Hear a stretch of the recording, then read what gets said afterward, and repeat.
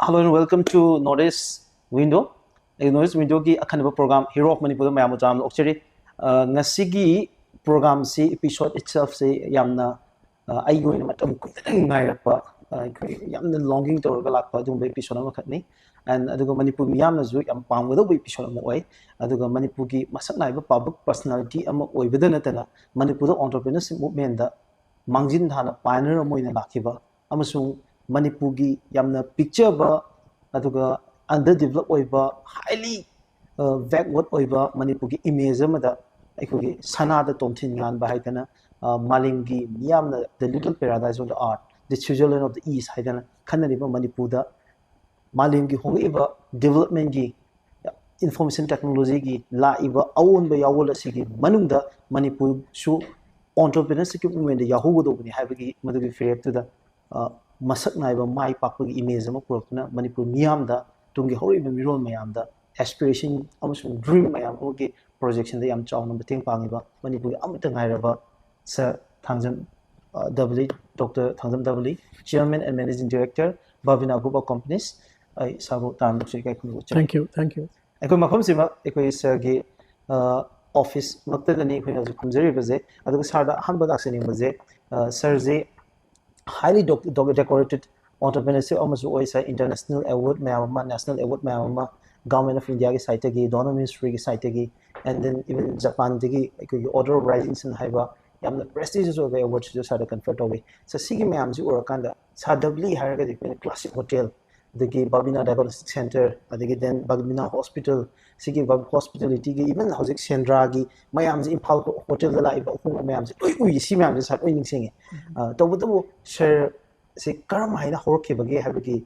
to sar gi pass sar gi angang wi gi punsi mayam bedi mayam yam khanging ba amaka oi sir sir masiki sakaram be imda horki aduga kamaina nahawi gi punsi da wari kitang sabni ta da nungjeges and thank you Miraj and introduction to bagi yam thagat pi bagi thank you aduga newtv so high specific channels so ina bagi mai ke dagi sigi program sigi chance pi bagi damukta hanna thagat chali yan hanbada hangi be question se gi hork tham yes sir kamai hork ge hai bagi matang dani do sigi wari si e hanasu yam da yam to indi jakre kana gumna hanjan tar gadi machine paje si wari is the li le na haram se ai do somnang biram na iten tak na thamjage khoi si hork pham budi khoi gi origin di chingbarong huju je khoi na leiriba chingbarong mamang kai sini aduga khoi gi parents khoi mai pa sina matam du da am na wana hork ki be muni adu livelihood tana da be ta moi si chingbarong ji thado ga lam je khoi gi uncle hoina pan horga moi sina awang lam chali awang lam je han ba tendong yan ha lam du dai ta mai lo burami adu matun da sakma yoraga mai business ma hoye business si maru in a grocery shop aduga khoi gi khoi popular be pa na grocery shop to manage the world loina na handloom products ki khoi gi Manipur handloom products si pulap ti aga Nagaland gi makok chungda puraga chalaga pham du yon ba aduga magi karwar to rami khoi na gyan khraga tarak pam tamda du main lerme khoi popadi michana yam yame khoi ji pulam tarane Patriotism nupi ahum matam da ngang tara se dum yam normal in leisure in 19 late 40s then 1950s gi wari up to even 60s dai mung amada kapla manangang tara ne manga popus yam normal noi adu mai to na khoi yam yam khoi tara ni Patriotism nupi ahum angam yam ni na khoi family do su khara weak koi ba family ni na khoi yam ning ba tungna nungai na horpadi waide sabu thakpa pura watpa mak natragasu ining tamna ining ta khoigi apam khuding phangbadi wagide aduga aigi na kitang unique oina aibu imung amana imung si khoigi sakmai da lerami haibe imung si pi ngai da khoi jangang si yamni na parents sing sina khoigi parent na khoi si atopa family friend hai tare moina khoi ji pura chakhe bang ak sana mina ba ne moina ga dum bongni ni ga dum thambada yam ka hena kano togde adum kasu kai de na toroga maina leine adai da hariba family ai yam lun to ba aina pa ba chokowi adu ma tampak ko mo ani sai na pa mixing jari मोइसिना सेकमाइता लेरंबदगी मोइसी खोंगामपाट migrate तो खोंगामपाट होंगम तमसे the AC मोइगी अटेस्टमेंट याम हेनगिदना एसी मोइना सोइजी पूरा चले आइना मोइगा दम मतुंग दे लगे सकरे खोइगी माइ पासु तो दोना हम करना ऑब्जेक्शन तो दे ना पामगदि फरे फरे लेदुरो यमा तंपाका यम पाबा चौ खोंगामपाट माइ तो ना चाहिए हम रिल ले मतलब से 1960 early 60s हो गए 1962 3 aduna 64 5 6 other pole sigi matam se da maximum exposure se koi rural life se koi nanga mo da rural life to charok pose adu experience wajan lai cha wari amani da adai da khoma bat le ram bagi wari se madu da matam da shana khona ba sa kamai kamai to matam da kanoni mlom kelon na bada lai ba koi gi lenga gi ngang Nipa sun piso pulap sana bisi am toin tawi koi sakthong bi sana ba adagi sagai thugai bi makal mathem sim answer lo yauri sana re duga labuk ta chali nga pha ba adagi khongban ruklang adai da koi chup se am kan tawi ne pukri dai roi ba adai ching da sing san ba everything sa ching sa ai sing san jare okay pau ba khongam pat ki ching du dagi sing si chalaga halaman mayam du chaminarga matam da ise dum chahi 1954 popni na 64 da de ise chai taramu sura sing se yam lumba musi ching du dagi pura kumdaraga lambi da lakpado adai da gi ngak sida na gi ba penam phaugi adu pen dai ba kaun lumya du su that was very interesting I the alaman me amnuga singa chanba khot pa ya laga dei pul laga putharak ba khot pasi anu new experience na me am noi ba loina na rainy season jai da sing ji chaw ma tam se da koina khoi chup jam tong tawi nga pha ba pa me adagi nga pha ba si kanman gi dana khoi ai bu yopir ba imung dugi halam dei han je khoi tamani har kawai ma vote ka leb na ko na politics sa to me mana isi no ma koi ti thirak badai nga phar khoi chup le madagi mana ji pharaga pukalaga ingonda khara kina na baina chai paraga khara chai na set ka kan le do am kina isu madu mutung de pak chatrem aduga imanap singa khoi se do khongam pat ki do turen macham le ko le me khong turen se lem khong turen se ga sakmai rum de lak turen se ne punjal im phal turen ju odu ne hai ru turen se khoi roi nam sa nai adagi school de ge halak pada pukri da chong da na iroi bam sa ne matam da iroi bam sam thai gra tamu bana te do mayam du pulla gan to ri hai ge ba do nong madi irai yam kan ba turen du gi khara lu ma pham dai si kharang chendra si ge tor me irak na somehow khong si kan na or laga isin du dai gi nan tho hor ga isi kang ban phang ga hing ho ne adai da by chance ki nan da ga dai ma si soin pham ni phang ai no si phau ning sang jam da hoi adai gi matam de chana bine khoi yum si ngang sing si dia khoi normal khoi khongam mam kari gim na chalan de chalo lampak ta chalo dei tuem pan chalo dei gi sorong pan chalo pukrim pan chalo angang ho di changan da ba changan de okay changan de na lamhang da kai da dum tawi adu gi experience is permit sang sang na uri mai to na den school ka pasi yan an ba schooling si khongam pat ta ho un ta ba khot pa likla ta si manung da phamma like tam si ya dam ni na ojana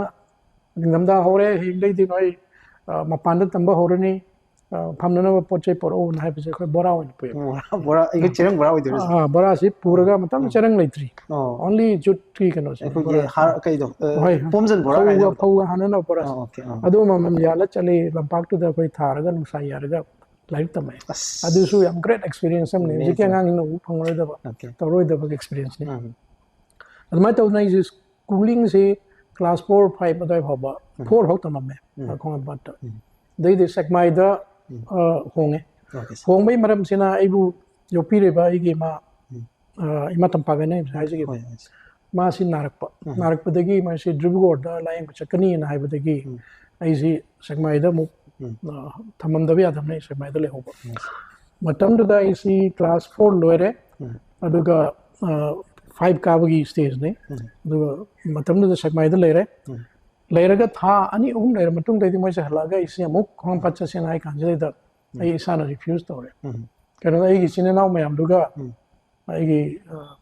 yamba inau dagi ai chechen sin pulap lei gram na assessment se du khangen hanjang gi dna ai si khong pa da hanji agi te matam da dai luna tawiriba ma tampa ka pa ba chung yam noi gidi ning ba kai hi dai ngon da su angang di oi na ngon da aina final decision isan lobni kanam ta ngon da koi gi mungi mina nang chala no ga hai blai te ado ai mam su pi dana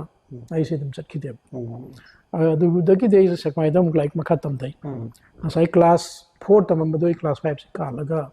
class 6 dai tarek chani 6 7 8 sei hum je se mai gi nel padma high school dai sei hum lai tam me adagi class 8 se pass to matam da ai se mu singmarong da lakhi singmarong dai class 9 10 11 se johnson school tam the johnson school gi class 11 se pass to matung da pre medical sangar ani jidi koi gi loya lam oi doini aduga somda sadi singmarong da pok doini aduga mu singmarong da lakha doini sa sigi sida imphal ga khungang gi khena badu sa kamai oi matam da adu khitang thambi adum matam da yam ka hena drastic difference lete hojik ki lei mas man lete hojik su tasengna rural area su sikti am chocolate everything loin phange internet phange loin phange the matam da rural gi kanosina khoi gi activities na khoi gi pata kumba chingkaba adagi nga phaba khotpa adu nadi hele aduga imphal da laga imphal gi life na kitang mayam de khrab dikhane sa madam da angang ki maning tam basi angang amana yam ning tam na sana ba woiro magi liberty se childhood liberty se sakar mani hele matam liberty de matam na am hele matam ni aida koi parents sing na loi yeng jama ngam da bi thado pra ai mai matam da koi da hanjing hai bisi angang bu khoi no yong am ponte lai le yok pani son le yok pani dum hai dei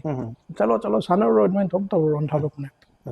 adu main loin charo pa atani sa aduki childhood experience me amse sana sing chalu ki then train the iru bagi nga pharu bagi adu hojiki matam da angang amana madu tawraga di yamna ngausan am angang am oina mam pan treat tawdoi ne project swing khan ma rural area da di khara nga phab ko plin tor maning khali angang imphal manung da leiba nga natra ga di rural da swing na maki khara dim swing tor mani khoi khar ma gi tor be to yam hen to da so khara dim to ne aduga imphal manung da di provision di leitre ite adu hojik ti angang khuri ma yam ba either school yum da lagna yum manung da within the four wall mobile limit mini khang de television jeng mini khang de adu da yam am tablen ha sa angang amana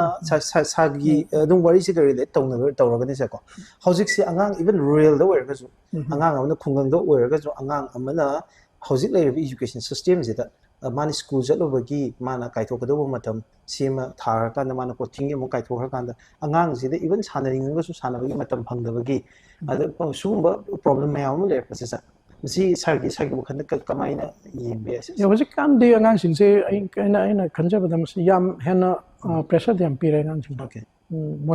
moina ngambagi level du de hena moi da pressure pi bra nai khanja personally matam da faina charo per matam da su yam pressure pi de yam liberal loi adagi like tam da kai like pau di hai ni aduga yam strictly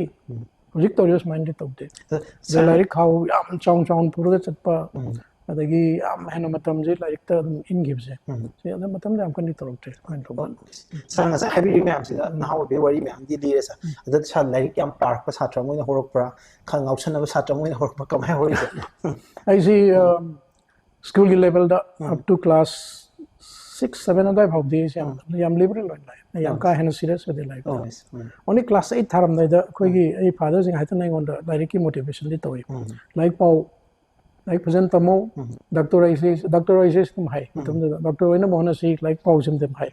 aduna one of the motivations ne adagi class 8 is somehow yam kan na hone parikha matam li or kan da chang nai ne parak manate parikha dak sala he pa bi da adida china second division da pass toy class 8 se adu bauda khoi hanji ka maro second division pass to matam second division ga se yam wang no nai first division yam jaw dum second division se dum wang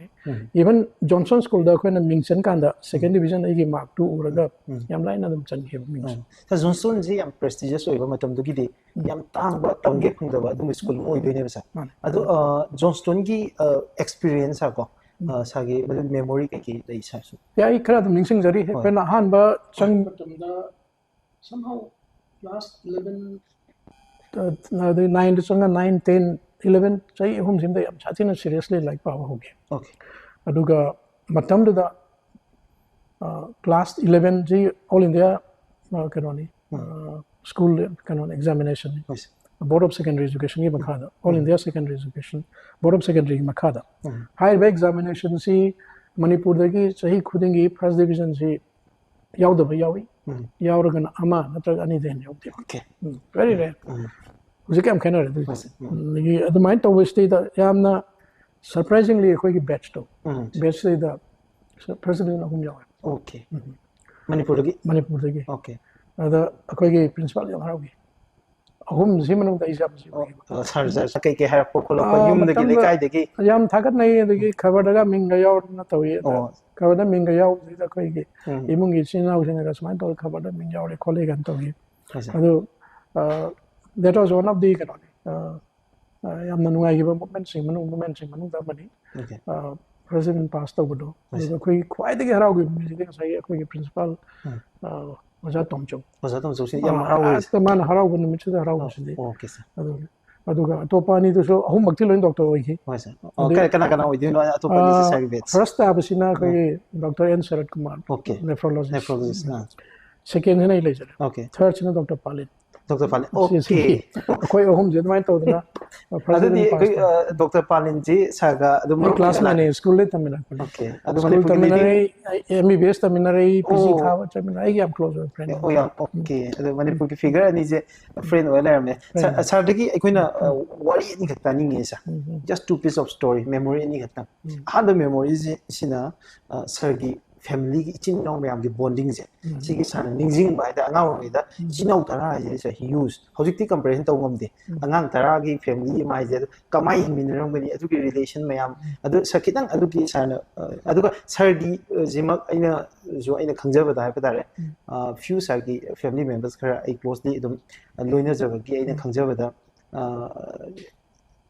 यामना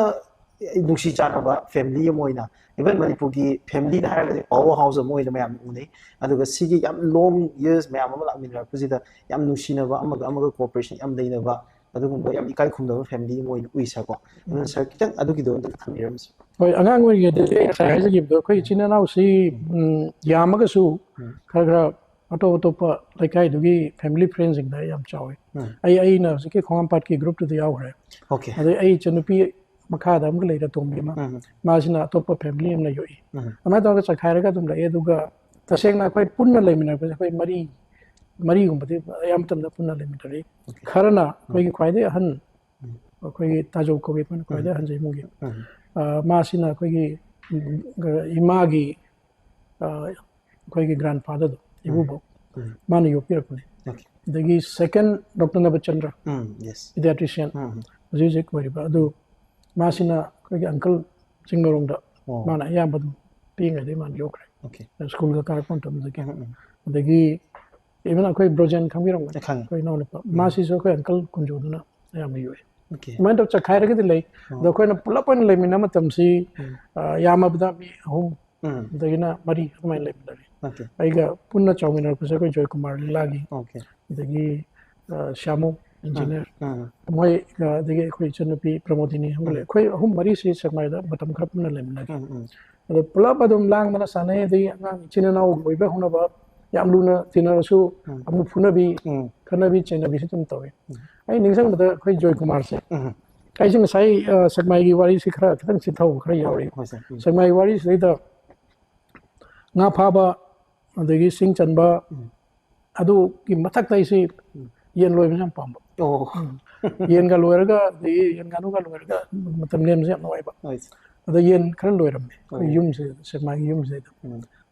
box am to ro yen au khara thamba ngase class 9 ga ding mamang hai je class kanoni 6 7 8 range then 1967 na 1968 phau nizam badam na to lai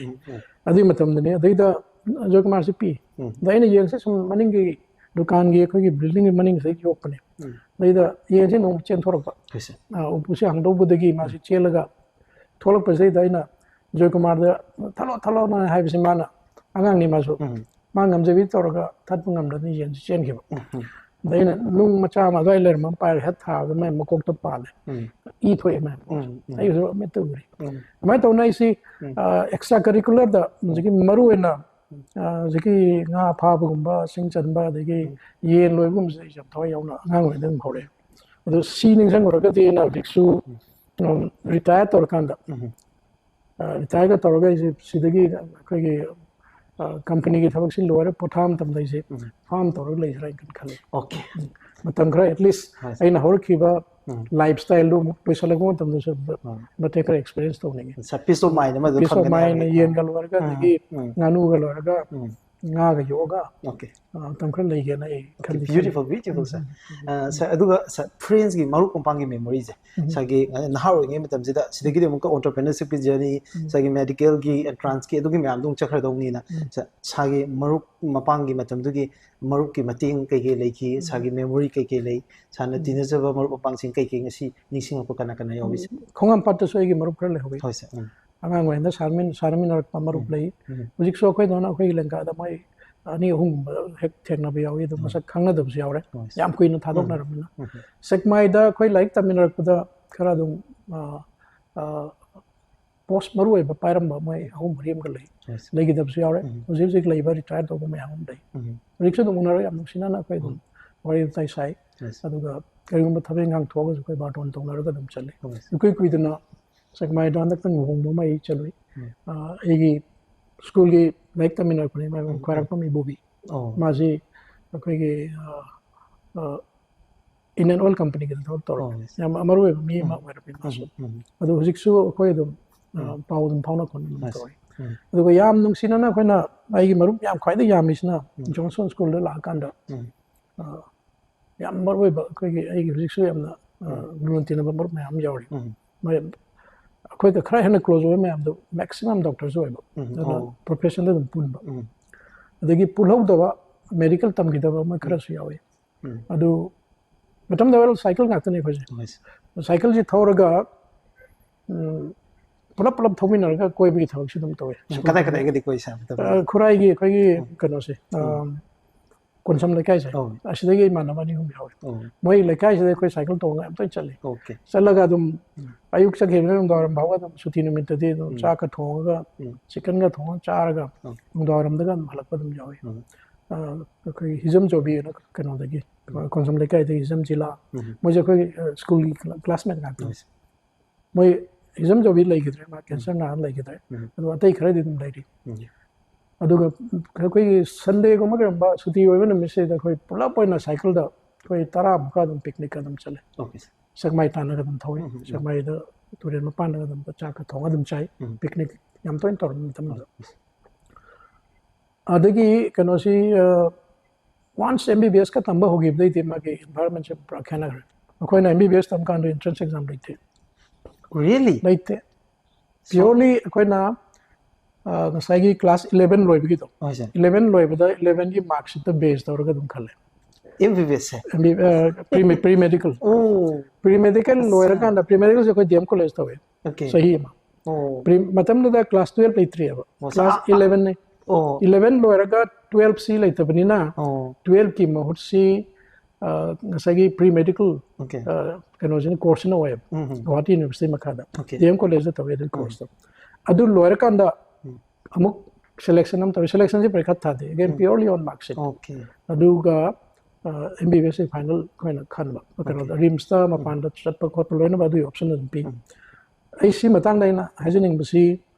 ꯑꯩꯈꯣꯏꯅ D M ꯀꯣꯂꯦꯖꯇꯒꯤ pre ꯃꯦꯗꯤꯀꯦꯜꯁꯤ ꯂꯣꯏꯔꯒ ꯊꯣꯛꯂꯛꯄ ꯃꯇꯝꯗ Guwahati university ꯃꯈꯥꯗ ꯃꯥꯔꯛꯀꯤ ꯀꯩꯅꯣꯁꯤ 50%ꯅ first division ꯑꯣꯏ ꯑꯗꯨꯅ 60% ꯌꯧꯕꯁꯦ ꯌꯥꯝ ꯋꯥꯕ ꯑꯌꯥꯝꯕ 50ꯗꯩꯅ 60 ꯃꯔꯛꯁꯤꯗ ꯃꯦꯛꯁꯤꯃꯝ ꯐꯪꯉꯦ ꯑꯗꯨꯒ ꯑꯦꯟꯇ꯭ꯔꯥꯟꯁ ꯌꯥꯎꯗꯕꯅꯤꯅ ꯄꯤꯌꯣꯔꯂꯤ ꯃꯥꯔꯛꯁꯤꯠꯇ ꯕꯦꯁ ꯇꯧꯕꯅꯤꯅ ꯁꯦꯂꯦꯛꯁꯟ ꯀꯃꯤꯇꯤ ꯑꯃ ꯁꯦꯝꯃꯤ ꯃꯣꯏꯅ ꯂꯤꯁ ꯑꯃ ꯊꯣꯛꯏ ꯂꯤꯁꯁꯤꯗꯩꯗ 70% ꯑꯅ ꯐꯪꯕ ꯃꯌꯥꯝ ꯌꯥꯎꯔꯦ ꯃꯄꯥꯟꯗ ꯇꯝꯃꯛꯄ ꯄ꯭ꯔꯤ ꯃꯦꯗꯤꯀꯦꯜꯁꯦ ꯑꯇꯣꯞꯄ ꯃꯐꯝꯁꯤꯡꯗ ꯑꯗꯒꯤ ꯑꯩꯈꯣꯏ ꯁ꯭ꯋꯥꯏꯗ ꯇꯝꯕ ꯒꯚꯔꯟꯃꯦꯟꯠꯒꯤ ꯅꯣꯃꯤꯅꯤ ꯑꯣꯏꯅ ꯇꯝꯈꯤꯕꯅꯤ ꯄ꯭ꯔꯤ ꯃꯦꯗꯤꯀꯦꯜꯁꯦ ꯁꯔꯀꯥꯔꯅ ꯁ꯭ꯄꯣꯟꯁꯔ ꯇꯧꯔꯤꯅꯤ ꯅꯣꯃꯤꯅꯤ ꯑꯣꯏꯅ ꯇꯝꯈꯤꯕꯅꯤ ꯑꯩꯈꯣꯏꯁꯤꯅ ꯃꯅꯤꯡꯗ ꯂꯣꯏ ꯂꯩꯕ ꯁꯤꯒꯤꯗ ꯑꯩꯈꯣꯏ ꯃꯇꯝꯗꯨꯗ ꯌꯥꯝꯅ ꯑꯋꯥꯕ ꯑꯃ ꯊꯦꯡꯅꯈꯤ ꯑꯩꯈꯣꯏ ꯗꯤ ꯑꯦꯝ ꯀꯣꯂꯦꯖꯇ ꯄ꯭ꯔꯤ ꯃꯦꯗꯤꯀꯦꯜ ꯇꯝꯃꯛꯄ ꯃꯅꯤꯄꯨꯔ ꯒꯚꯔꯟꯃꯦꯟꯠꯒꯤ ꯅꯣꯃꯤꯅꯤꯁꯤꯡꯁꯤ ꯑꯦꯝ ꯕꯤ ꯕꯤ ꯑꯦꯁ ꯇꯝꯕ ꯑꯃꯠꯇ ꯐꯪꯉꯣꯏꯗꯧꯕ ꯃꯥꯟꯕꯒꯤ ꯁ꯭ꯇꯦꯖ ꯑꯃ ꯂꯥꯛꯈꯤ ꯃꯇꯝꯗ ꯑꯩꯈꯣꯏ ꯄꯨꯂꯞ ꯄꯨꯟꯁꯤꯜꯂꯒ ꯃꯇꯝꯗꯨꯒꯤ principal of regional medical college ꯗ ꯑꯩꯈꯣꯏ ꯆꯠꯂꯒ ꯎꯅꯔꯒ ꯕ꯭ꯔꯤꯐꯤꯡ ꯑꯃ ꯇꯧꯋꯤ sir sine koi first time the first attempt da koi pass over group ni DM college gi ni Manipur Guwahati University makhadai pass over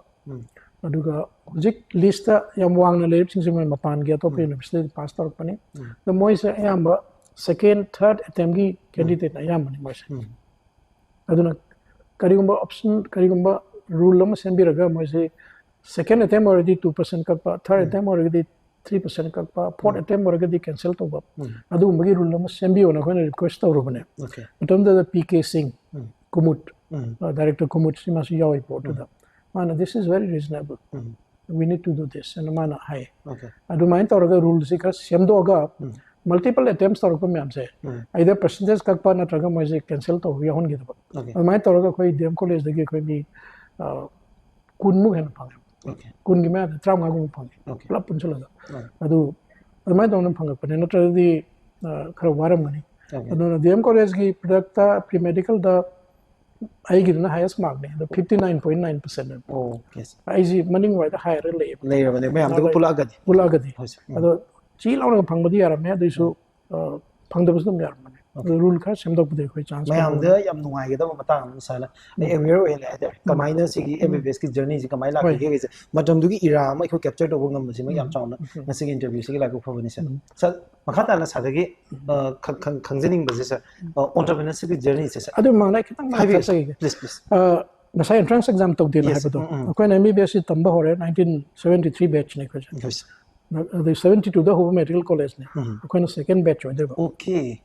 72 is suma entrance exam yaw de mark sheet khali 73 akwai sum mark sheet khali okay the 74 si sum mark sheet khali okay 75 the entrance exam hore Manipur medical entrance exam okay ada ai khoi ga pre medical taminar ba ai mingdi panjaroi matam de da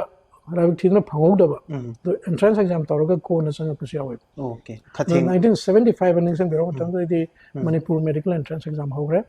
the Manipur medical entrance exams is 8 when to mane kan oh thang thang sai ko dinge adai di karigumba hirama madagi controversial yam oiba question leak were adu tore ne am satina scandal me am thoki adagi masi cancel to we bane the hojik padi all india gi on check kare neat exam to adu sina hojik sina yam hena transparent way khali selection still mamang the NT gi yam chawba scandal sa mark suram da bagi watam bagi adu jam chaw problem di like anyway hoji am transparent we be am fair we be mechanism am di lere adu Manipur da MBBS tambagi sa history of this case to ngamore sa hena ma lere aspirations me am government job to bagi na ta vida ai ko gi entrepreneurship ki we ho ma Manipur da last few years ida maroina entrepreneurship ki pioneer we sir hoi me am dai bi bo atopa maming di panjadre me am sina groom to bi ba masigi aspiration ma mayam da chauna inject to bodagi ne ai thamjage sa matam du di sa kanam le moi de sa ai Manipur da sumai to bi ai private enterprise ma to bi ai adigi matam du da sir watch mayam ma challenges mayam ma mai phang da bagi connectivity ki problem adigi Manipur gi leiba conflict ki leiba problem sigi mayam sigi watch mayam the challenges mayam da sa ham da sa ai hanjini si how could you aspire to become an entrepreneur kamai na khaluri du sa sengna hajara bada entrepreneur wa hitab kuidri okay kona tar lakpa wa ni mase adagi akoina business to ge na traga karigumba sigumba industry line da satke ga je koi da matam da ma sunai lekte tobo do bo koina ai sana PGI Chandigarh da PG tamba chatpa matam da aina pathology sai gi subject of choice ne matam da si to kan da aina matam da gi PGI da join tawraga work to ba rak matam da like tamba horak matam da ai gi mind am phaugi phauba si ayeng hangraga Manipur da ai gi waiban laboratory am di to be okay isagi waiba diagnostic laboratory am di soina to gi sim tam da gi dum phil to aduna mapa chanar vai tai tholaga PGC loraga khoina tholak matam da asayam chong lakhi rims sai se dum thau phangani rims ki product ne yamna early second batch ne ko se aduga rims ki da PG lotion ba jing manu da probably han ani su jai wai okay adagi adugi advantage laini khone mai ngon da asayam chong halak ne adu unfortunately rims da thabak thi ba changu kan da matam da vacancy leite na khoi matam da gi director Professor GP Sharma khoi so jaw yu khoi birak pani undergraduate matam da ma una matam da vacancy leite pai leite na harake adai de matam khara 6 months mo jan unemployed when lai thok phang da yam wa hi ai already yum pale hang amal lai re matam da thabak leite na pesa kaim thok ta na pocket money do khoi han sing da gi lo khot hang da pesa kra piu gan hai bisi am hangoi bam power okay adi even pakang or madi hang bi ado family rangang le ga ina igi ham da ai pesa piu na hai bisi mo do ge adu gi 6 months to igi life ki quite a wab stage do ge aina ningsang batan nong ma ai gi sain panjagi ba wajasi unaba matam da ihana na unaba tholak pese da aina sir will it be possible to join in the institute no vacancy no sir the problem is that I have resigned from PGI Chandigarh I'm tabak tawramin ko no other PGI Chandigarh senior resident work okay the problem is that I have resigned from PGI Chandigarh and I now have oh that is your problem not my problem mujasina Mingdi palore ko that is your problem not my problem that hurt me like anything adu ngasi bauda aina sum sathajarak pase da thabak thiba mayam lai thabak thiba changpa da thabak thiba gi problem lei bagi mayam lai kan ge that thing on the to give a heart to give amazing oh let me go for my lunch I am thong kam thing la thogi 2 incidents on the same day I see pura full depression ne they depressed or ga is scooter lambre tam thor me ko brother na bichandra gi magi na lambre tam dai and I gi wife so kulam na thok ti chamin na ne manis both are unemployed okay dai tung da hapaga scooter ji thor ga dom am suk thana pura depressed mode thowe adu yum yo kanda yum gi haijan nam ji da ko gi sing bagi pipe si lambi cross layer me aduga bhap taw de pipe to thogala thogat pade sleep chalaga isi nakan le khongba lam dei tasal le isko da thor wife ti ma chung da re ga dei ai sigi bad incident sai tare gi quite a depressed we give a depression chat give a moment in life had the that was the one okay adu no metai ai se pura sangsar si loiro no kan dia that was a time aduna piba indirect motivation amana is I should start my lab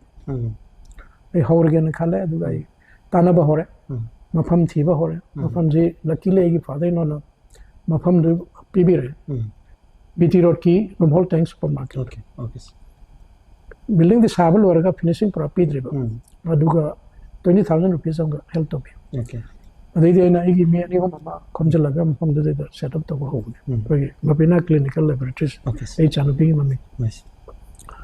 that 20,000 rupees then the place the microscope somehow on rental lorga how re obviously I'm picking how fortunately matam the competition like okay so hana TSC kadai the harness lab macha amani dile khoi technical staff sing ran to duga full fledged pathologist na ran to lab le ramde aduga test am to ran de facilities later banina I am clinicians you know my clinical finding the base algorithm treatment system tabani okay the kona investigation ki facilities later kan da ni mana to ba hore sa matam de test macha masu de basics ng atane ko na hoisu BT road ta mafam ne am chaba wide mafam do changbam lambi am pi gai thousand do chilli manung do winter ka rainy season da le ko am thoi mi changning ba mafam latte aduga yamna advance of mafam latte evening daga si koi you yon ham point okay you gi outlet siap le foreign liquor outlet lay country liquor outlet lay adu ida nung dang warum daga de koi karangan na thong jalo chen gi mitam ade kitang thang daga de yu ma ba theng ba sam se ai na ngai ne sigi mafam da koi na hawra ga kama hingai no hingak pai maram jani khatne amana the laboratory managed run by a qualified pathologist, Pathologist number one, the yes. first of his kind. Secondly, there was no competitors. No competitors. And these are the two factors. Yang favorable over condition. Favorable over condition. I was the pioneer in this field. Exactly. Now, physics, try to be a pioneer in a particular field. Exactly. You will always have some advantage. Yes. At the same time, advantage in not the disadvantage because pioneer is the untested ni. Exactly. We get the the mina machine line is machine this successful we do mali success oigli and khalkana innovation. Yes. Adubu once you are a pioneer, hiram do they competitor later you will remain as the leader. Exactly. Atai lag targasu they will be your follower. Exactly. Tum tanar lini ina mang the saka kiwa ngam. And sigi factors in say I am the tamjaning I am the appeal to janing koigi man sit ogre ma success you ogre koi ju tawrasi and a option bise koi swai culture amount of everything adum tathab khudi mugdani koi kasan hawai tormado koi video cassette ki dukan nam le me khara successful hoita adi like ai khudingi ta me am changna adu option laga do toroga market se pull up seminar buyer seller and is a proportional relativity more of sellers than buyers and then say business is not followed mushrooming and I always suggest that don't go for mushrooming me khara say successful way re na ko am chang pan ta na bu to hoisi pull up seminar we mota try to find out something else me am tawna ji ma tawna bu na say and I am the appeal to sustainability the I am ba mi yang tham de sa ama mai pak re ha ga di copy to na ba pak tang ne hekti in ba pot sa dum to sa gi particular oi ba venture amani den sa lak se ge mayam na lakhi ba mayam gi recognition mayam ama mayam na ai reference hai ba sa gi diagnostic center se da atopo home ju laitre adu sa na yam qualified ba pathologist mo ju lai bi advantage to the mayam ju lak pi de and so where do you feel that I'm successful other than that kamai feel successful je isa na am kana successful na di claim to zero edu ga khara tawjari ba thabak to adu gi mahi chawa hai tare akoina han ba horot pada case no da mari manga ga lam pada ki tam hangalakna kuntra ni phuga lakpa chama ga sorukum tam do doi am satisfaction am phawi o ko ji hingaro male yadoro male ai begin wai bam phawi adu ga yam ka hen na sigi da ana ba lakta na wa na khot no struggle to budo kaya kan thang na ratre eng sa haije gi ba koina han boy bagi dagi pioneer when some chat bagi du advantage na lai he adu thodo pa yam ka hen na isa da pride ko maga mun lai na khoi si success ore colleague na to adu makti adu mind dei haije okay sir sa yam humble way anytime sa ga unazaba haitare with limited interaction khara da sa na ngang dhora pa hai dhora pa ji am chamna yam humble way na hairak pa gi sum mami ta adu isa da sa na nga hai ba the honor mayam recognition mayam de sir gi whole personality de yom bi re sa adu to sir gi adu gi reflection de yam with humility adu yam polite way sir adu ga sir da amuk lakchani masina sa classic hotels it is sir Manipur gi pride amni haitar sunglai laitaba mayam se da hotel mayam gi average when lay hotel mayam ama maming budget ga ju adu ga sana classic hotels with a difference haitar in terms of magi hospitality the staff ki magi nature the magi address the this adu gi den asida level facility for the hojik this grande lakre it Imphal hotel manage tore sa ho mayam dilai sa classic hotel di journey si kamai na classic hotel is a hanasu sigi wari si ma'am from dei thamjagre du tanga hangbiram ne kitang tentana thamjage Manipur si sometime in early 2000 adoi bhawda hotel se am phajanam tlaite hotel khadi lai adumai phatte haibana chade adubu akoina achoba city jing da chanari ba star category hotel se leitaba adu akoina matam na tu in conference in ba continuing medical education in ba workshop in ba singma program am je tarkanda mapan dagi koi visitor doctor se me am lai moi si I thambam si dang khan ba choba challenge mo adagi kanagu makarana lairaga yam nuai to insurance ko da bari live ba example oina koi diagnostic center gi 2007 da enable accreditation phanga ba matung da magi assessment of extension to sometime in 2009 adai the money अदा यो फाचिंग है सहीदा लाख पे assessor सी कोन hotel Imphal थमे मतम hotel Imphal सी Manipur government manage तवे थम्बुरगा नुंदिन गे कोना dinner machine सेना मोइगी दंते dinner मकन organise तौरगा उन्हें बस तो मतम ना माने कन्ना कंप्लेंट तवे आई कासे लेबु नुआइते एयर कंडीशनिंग यादे अदगी बाथरूम की फ्लश यादे खोटे ना खोटे कंप्लेंट तवे कोना होटल दसो मुक सेम कंप्लेंट से मुक मोइदा हरमी मोइ खर रेक्टिफाई तो किवन मोइना तवे अब तौरे सिदे दियम यादो मानते हाबगी निंगे ददुम पेरे नेक्स्ट मॉर्निंग से द सेम अखोगी असेसर से एक्सपर्ट से अयुक्त लाए कोई रिम्स रोतनी असेसमेंट तौदे से मयाम साउंड लाए मी अमगी असोइब थीगेन लाकपा असेसर दुना अयुक्त साउंड लागे असेस तौ तारग दे कोई सात आप तामने यस मा साउंड लाए मादी माना सावे मरम सिना नोइना थंबीरे होटल दो ngasi ayukta ina chama thake ai kanda pung ame hananga hali sadu pore dei dei na biscuit kumba khara chana na bam ta piu na hai kanda hujik leite leiru ge na hare na pesa piu leiru ge adu kamai to na ina du leiru ga kamai harau de no ji ma ma hare tabu moi gi damak ta khona breakfast se gi diagnostic center in sort of chindi sile somehow pizza raga mai to na ma cool down to laga assessment to hole assessment manung da do lot of issues pu khale ma sounding na bunina from time to time ma do problem create to na bun monai koi nu ai to ba insurance kam thane see one of the examples ni to mayam lai re tai hanas liza gre ado on the whole sigi mayam ji uraga aina decision am log jagi lawri si manipur da hotel ababa promote to da ka lai ase nai chane pa tom basena hotel management course to holaga 2009 the classic hotels promote to yam ka hai na koi confidence lai boide matlab si oigadra oigadra na koi khale adu luckily star hotel han boy ba degi si category hotels han boy bnina mayam na phasa support to bigi adu matam even problem thenagi mandi copying am the problem okay demand hangalakna supplying am the problem dai ado sugma problem je koina good problem ko good problem there but good problem adi demand am hendra ping am there is good problem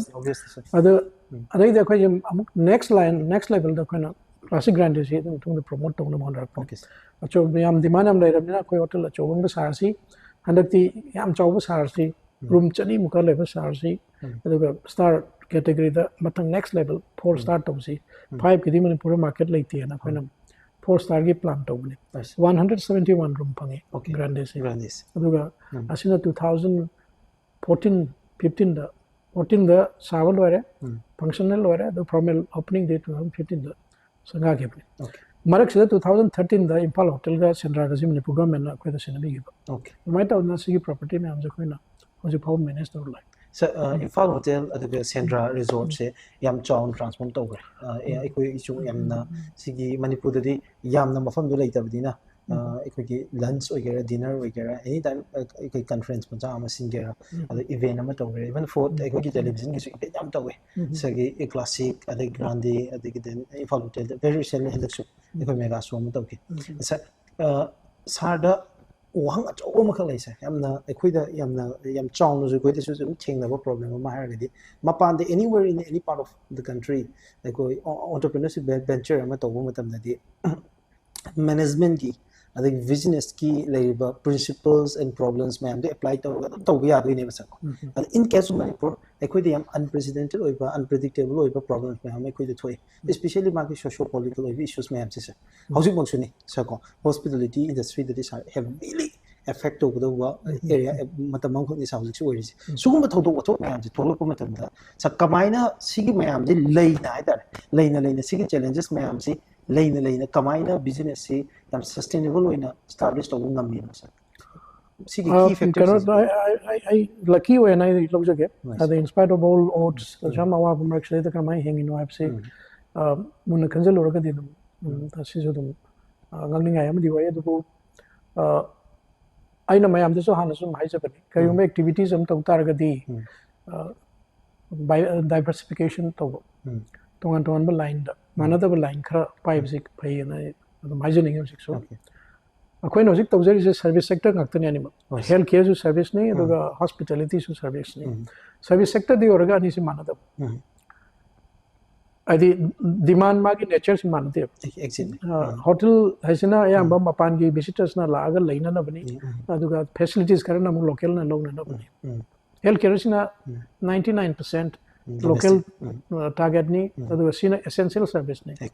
aduga hospitality is an essential service oide exactly say koi handaki thoiba incidents ani amana covid ki aduna adudi universal oire global ni koi khaktagi natre aduga kon bagi me 3rd 2023 gi me 3rd ki incident se see apply to yambi okay interesting aduna sigi incidents ani sahita hospitality sector se aduke matik thina soy covid times the hotel gelo shutdown toy adagi me gi handaki incident se da mapane mi lakpa chaple ki hotel gelo shutdown toy yame mi changa chatruk ne employee lai se hotel lai se moi mayam si kamai no na hingan gati ke se mai kamai sustain to ji se job challenge am le ahum jimanong da koina grande shutdown to ga imphal ga classic ani se run to staff se lok tok te ko mata noi loi layo to go do noi working out tension gani rotate to gani so that everybody can survive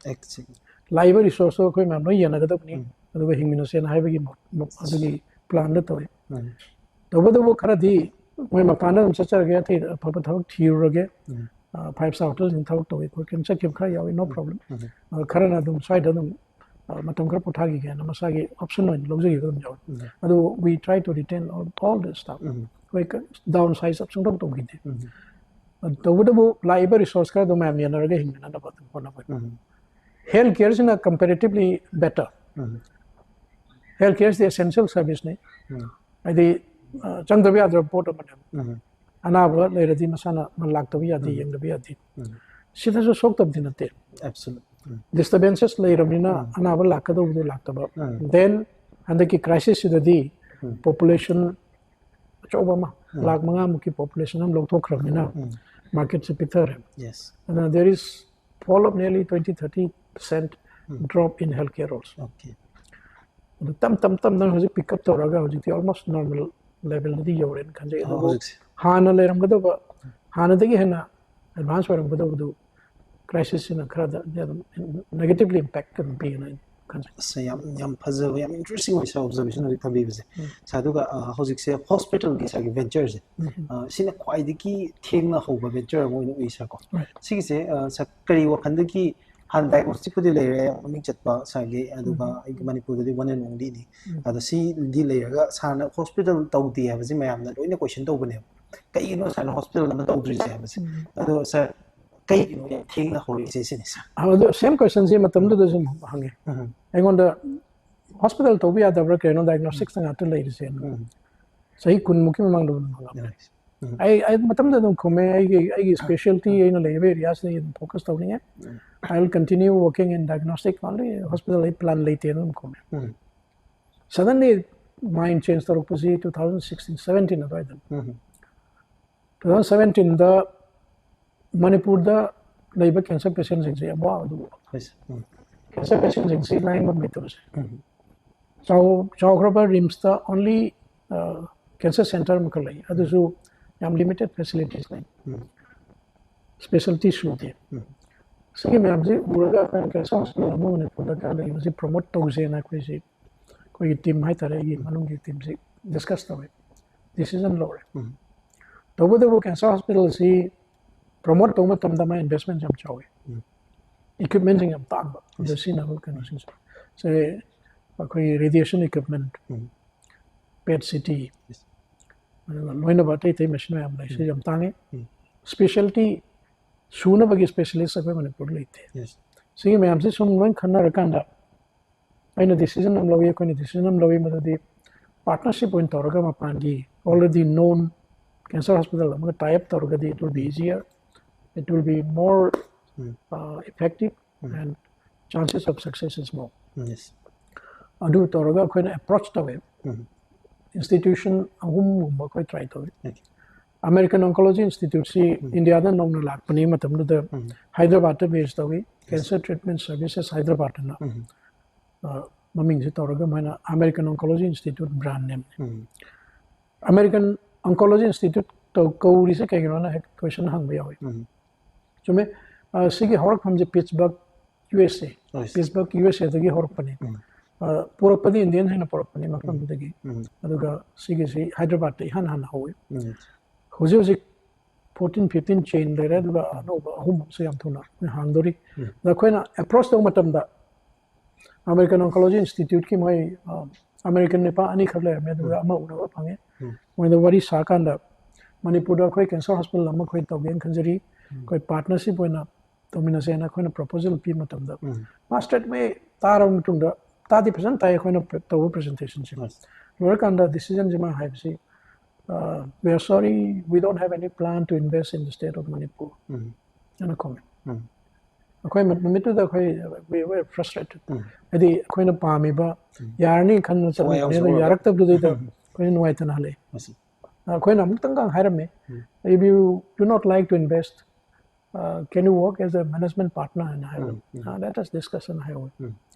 मैं तो थोड़ा लगा अतः ये contact और अगर थिनरी के मतलब दा same organization की American Oncology Institute की अनुभव CEO लोइट नज़ारे तना मनो सदन नहीं पालत हुए आई उन्होंने की खाद लाए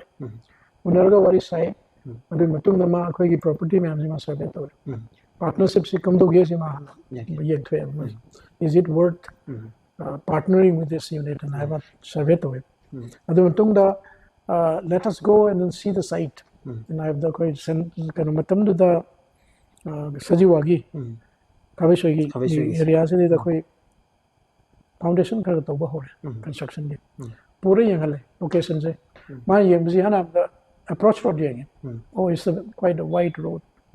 highway ni manung sam changde lamji lot of space around apam de am pare mad mare music loit nazar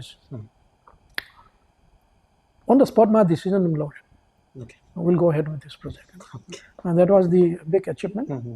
they koi process ho rahe agreement sign to na ba agreement se Kolkata to moi jo laye ke Bangalore de koi na sahi chalaga Kolkata da sign to Dr. Professor Tomcha huji so koi thak to mina retired professor rims tagi ma se gi yam close partner when am chamine ai motivator hai tare cancer hospital gi Manas yang kana tawse COVID-19 laktana asisu hangba yaradam tamkha tapthagiba adubu September gi tarik 13 2020 dagi function tarupane hoji almost sahi manga phasla kadore adu loina facilities the cancer gi pibe amge loan pijare koi radiation oncology surgical oncology medical oncology aduga nuclear medicine adagi iodine therapy lare even bone marrow transplant hoba okay tawre patient ani already successfully low bone marrow transplant asigi hospital ji mana koina togjagi be plan do adugi purpose do phasana sharp tore nai khanjai and hujiksi dum patient ma'am na su phasana confidence line na thazana laktana service dum pijare PMJY CMST card dum phasana dum si nai patient jingda yam chawba relief am pi duna tawda bo mani government dagi India government dagi phangda patient ma'am yam chaw na outstanding life okay manage to day to day manage to the many put live hospital khudi ma ke quite a same problem oh yeah sako that multi specialty unit amasu sagi je happy sako adu mazu ujare adu ka yam phasana spongin da uju sa ure adu have you multi specialty se kari no na hangbe question je hospital tawro era mami da cancer hospital tawre cancer hospital tawlo ora kanda amukso multi specialty amuk tawre se kari no sam thengna themang re na have yaw Adai na haise but I ki point ti cancer hospital se to kanda hana ina khangam da khara thengnar cancer patient amasi ma blood pressure vera le bi ai wang bi ai yes diabetes na bi ai liver na bi ai kidney na bi ai cancer ga mai nataba yes adu kandu da koi problem am thene cancer patient na mana diabetes le re hadi diabetic specialist am physician am ko chang yes cancer patient na kidney failure na hadi nephrologist am korum yangan mam yes heart ki ana bal lai hadi cardiologist am tana bam sangi sidai da chawba challenge am thanai every now and then sigma problem they can like a physician natraga to pami kawra sum yangan mase matam chan lakpi da ba matam chan yor pangam ki da ba puna maksigi complaint me amse dum leiba patient jing de si uru bodagi sigi stage oxalam ni na mafam zu leiram ni na why not we go for a multi specialty and decision low kuidri sahi ahum mari pharam gara condition low aduga sahi ama makai ani changdana sigi multi specialty blocks is saraga haugi ba august ki tarik mari da sanga ge pani matam de ko Manipur gi chief minister Sri N biren na taw sanga ge yes so achouba ekhoi ki Manipur gi miyam na asa taw da hai tar mayam ni imagine taw bodi amna ngakna thokpa establishment ngakni sana puri mayam se masimang na Manipur ki image ama hai tar Manipur da ai marup ama lake natraga any visitor ama lake haba matam da sa kadai da lei gida pigge hai kana I know prefer to be aba hotel lei bi Sanapuri ni and then even Sanapuri hospital si medical tourism gi ana ekhoi gi nakna state sing aduga ekhoi gi nakna leibak sing dagi mi myam attract to aba hoji India da boom to riba medical tourism gi industry myam sa sugumba myam ama di sa hoji gi tawre ada sa ina aten ma wang gi thang lak sing ni se so before some time before like 2-3 decades natragana sana noma ekhoi scooter maga chalaga sana thabu nijaru ba matang do adu ma matam da sa sana I in my near future sugum ba empire ma ai gi leigani ga have sa no ta khallu sa kamai do kan gide sum matang sum lai aina tawning ba ina sima di tawge kan khan ba du ko madi lai aduga sigi stage jawni ka have na aim tor target am tor ta ka do adu di wai gite honestly okay adum step by step sum lakmani ada hojikti khara planning bo hore matam am kan planning su tawde somehow natural course on that key na log hai tar okay so sana dinga sai retirement gi offer ma madi pan ge tawbadabu akoina tawzaru ba karigumba thaba khara tawzaru ba sei koina maximum level da phajana tawna na badi hone okay 100% akoi effort thadaraga energy whatever resource level in thadaraga masima di phajan tawde ya de masima di phajan tawde ya de na step by step torokne adugi mahi chabne dum khanjai sa thak tawda sa yam kam oina tawbra natragana aggression yaw tawbra kamai tawis ani ma kamta naten no time midway ni ai se yam ka hena aggressive so ide aduga yam hena काम होना हम confidence पर ले रहे हम लोग ना देखिए यानी तो कुछ सोच दे okay somehow mid range नहीं अदुगा कनोसी कोई staff लोग ना बदलने करना को मना हमें कमाई तो उन staff से control तो गया ना मुझे nearly 1,200 staff नहीं दे से okay से कमाई control तो गया से आई ना technique नहीं से नहीं अमना friendship and affection and love अनि सुबना authority okay अनि बक्से याव दिया दे yes आई ना आई की staff se na igi manab do na igi mung manung do na igi family do na sun loina basi sun changi matam da koina love and affection gi kana ma friendship gi ma adu changi si so important way sidagi lakpa dedication do na de na authority ne pe command de hale adu sing atna yad ba si tawro kan da kra advantage lorok pa sidagi henjel pa staff se yaw do na te adu kan da I have to act as authority okay ani sigi blend of authority and love and affection and it becomes easier for the management of the staff okay and I wonder kana gumana question to be buda mujhe phausi gi stage yorok pada chalak pada khwaidagi waba khwaidagi chawba challenge kaino na aina thamjaba challenge khwaidagi chawba challenge aina thenajaba si human resource management and I hajani okay me manage to buse sina khwaidagi chawba challenge machine nama yadadi machine se koi part am sindoga same aga machine se dum yahan bi man aduma loin kaw hine dum thabak to hine ba part sin bi ba me mana yaraktra gadi it becomes very difficult exactly the human brain the human psychology se di mayam mande psychology se manage to the it's very very difficult so siga ta jida ekhoi gi Manipur gi context sa ekhoi Manipur gi meaning sigi je sa sena ba haidare manage to bose kamai to is mayam same question hange koi na hotel tor pas the specially health care de kya bhangde hotel to ka Manipur gi stangang jing juna kamai to oi gadra ne kamai senai no kan hum to ba adon question am hange right now yeng bredi they are very good am talent lay dedicated way aduga adum thoda pa yam ka hena awa bu thena giti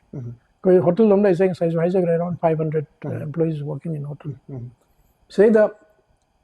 heck how but day one day your promote mayam ko section thap tori my senior managers heck how dum okay they're still working with us yam na nusina na yam chana na koi dum bok to minali duga marak ta changak pa adum ngana thoki ba mayam si yaw dab dinate aduga usiki la amaga thoki bagi rate si healthcare ga hospitality ga ni si yan kanda hospitality dan yam wang we attrition rate yam wang okay si akhoi khakta gi nate universal changamaga matam khra work ton ma chake basi hospitality sector da tawi healthcare dana aduk yam da dilate okay sir ngasai retirement gi offer modi pan gre ko sa but sir interaction to bong matam da sir famina ba kan da di ngasai retirement ji I can see no retirement ubangam de sa ko with full energy a lot of vision ma dreams ma hojik am phajana lei bra mali sa da kai kai to ningi sa phanayam di tawre and more than this kai kai to ningi ani ahum ba lai re ko ta take pa yam da hojik to pai khalai basi 5-star hotel hotel impal campus ta maning gi hojik lai building de maning gi lam do okay ade hojik saba hori foundation stage ni pai li am kan hotli population la ka dor asi hana toramba target ti 25 lo ramdai sigi sahi sigi megi incidents lai tringe mama jatra hun kanda 25 kilo ramdai da lo sangani na koi target to crisis lak ni na hospitality sector yam thi shock ni na koi adokre the physics yam tamna slow pace ta sari 26 lo ramdai 27 hoklak pa da lo ine ni target to yes ani subada nursing and paramedical institute ma hojik project to pai masidi nursing ki hanak sahi da koi dum hobi plan bai sai hum subada wellness center amaga koi hospital campus to dum hapsra na koi okay planning to budi hom ya mi sa ta to du che ado sir di sana to biri ba mayam se de ai koi manipur people ki confidence adum lei ni ado sir da ju matam chupada madugi support ama de du mayam de ki lei na khan bi sa khanjek sa ai koi ki hero of manipur da koi na project to is sa da ju hai jabad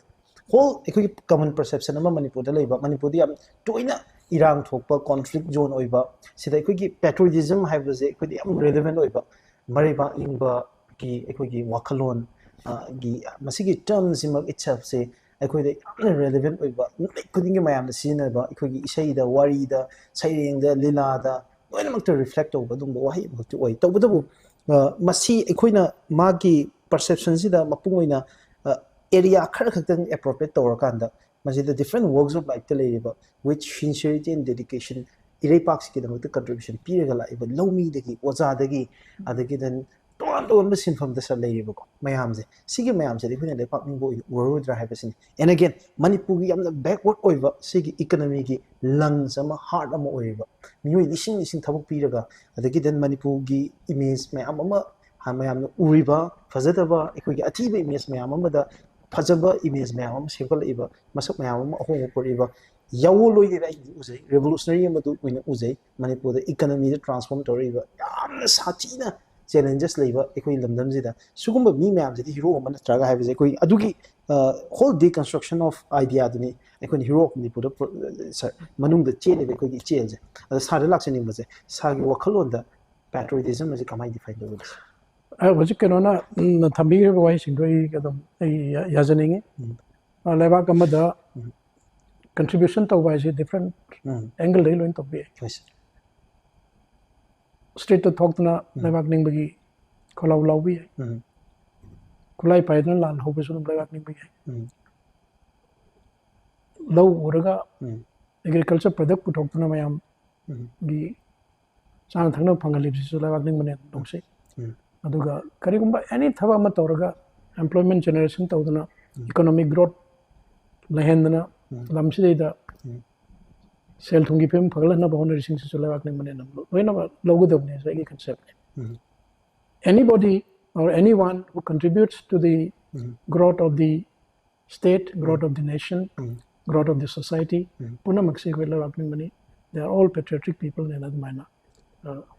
adugi point da election okay yam wise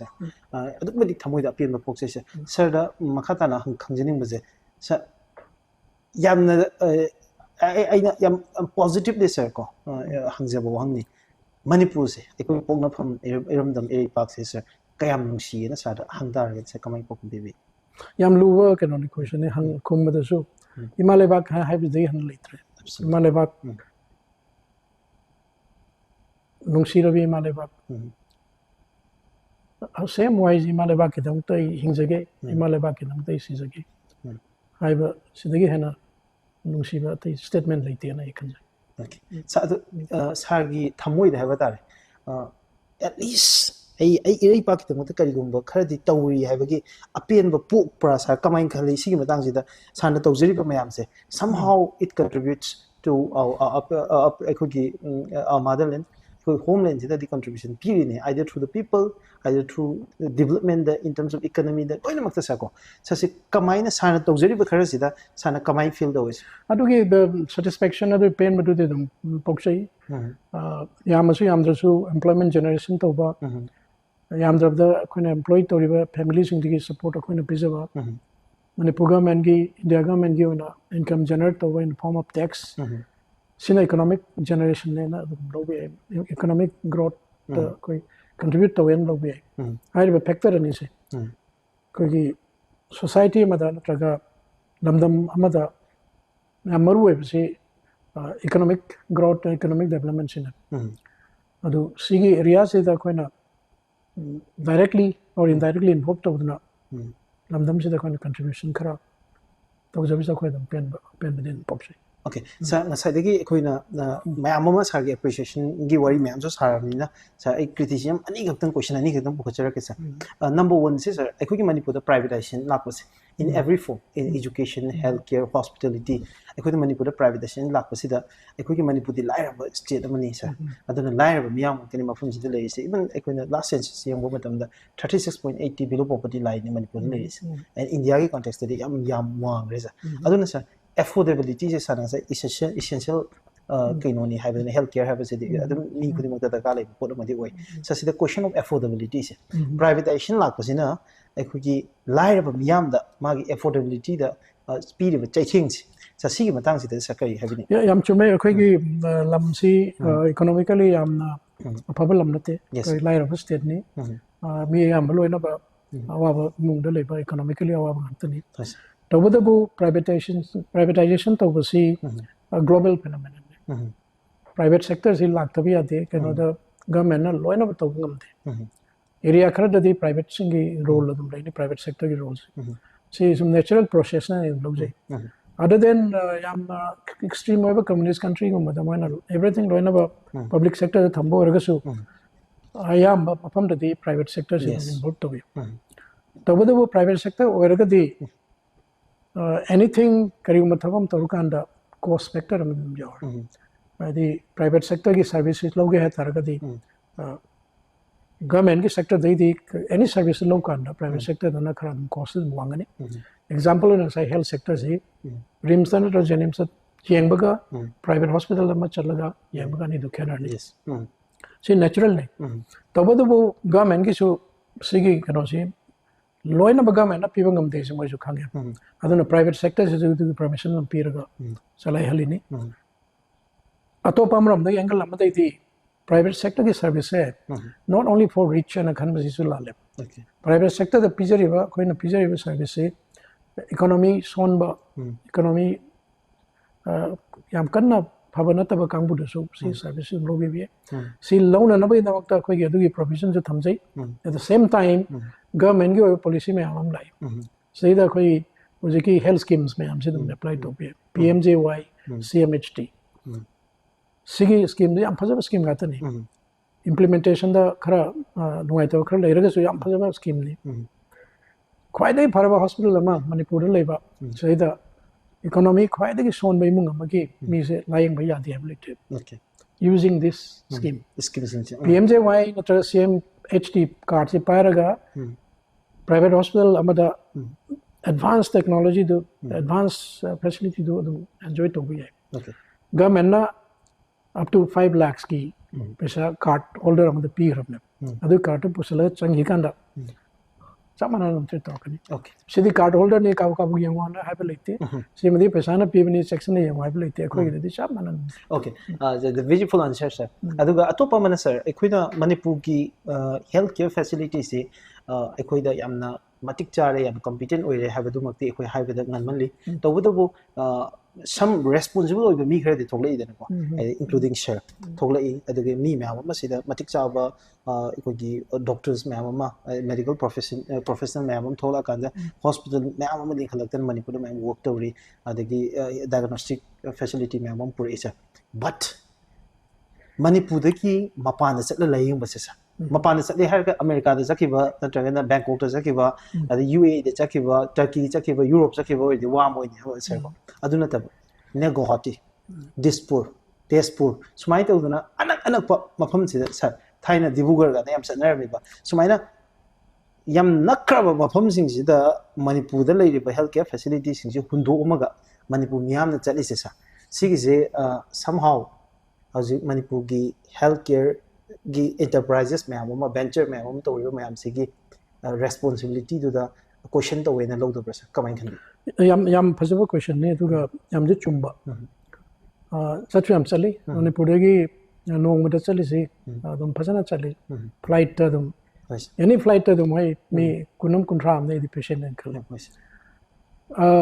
चटपगी मरम से ख्वाइदगी चौब मरम दी मोय मफम सिगी treatment से कोन थाजदे actually trust deficit है तारे इस तरह का लम कनो कोई के सिदा मल्टीपल फैक्टर्स ने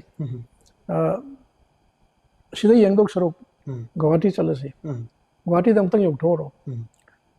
बॉम्बे द चलो हाइबगी सिगी कनो से तुम कोई ममंग दे सिदम तवे दो जिक्सु तुम तौरी अदुबो एंगल लमरम द यंग कांदा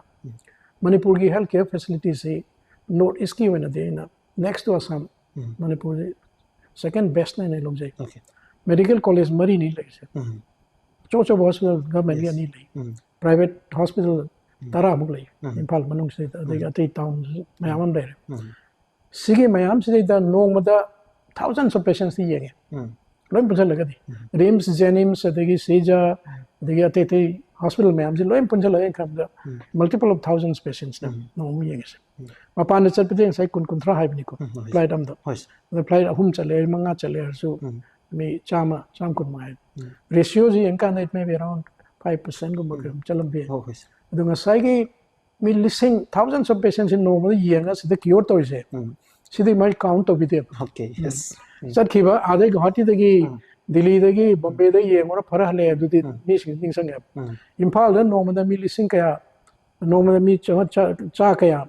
लायेंग गा क्योर तो गे सिदे मैम काउंट तो दे